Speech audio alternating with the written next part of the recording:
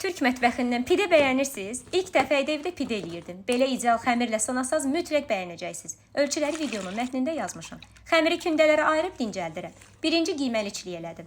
Dana əti, soğan, qırmızı bibər, ədviyyat və kərə yağını qarışdırıram. İkinci içliyi pendirli elədim. İstənilən yağlı əriyən pendiri sürtkəcdən keçirirəm. Milanın yeni məhsulu olan qaymaqlı pendiri də əlavə edirəm. Bu pendirdəki qaymaqdadır, başqa bir dad qatdı pidəyə. Pidələri iki cür bükə bilərsiniz. Ya qapalı qayıq forması verib, çevirib, əks tərəfini bıçaqla kəsib, içliyi üzə çıxarın. Bu daha səliqəli üsuldur. Ya da kənarlarını pendirlə bağlayıb, çökəkliyi içliyi doldura bilərsiniz. Hər iki halda sonda əlimlə dartıb uzun forma verirəm.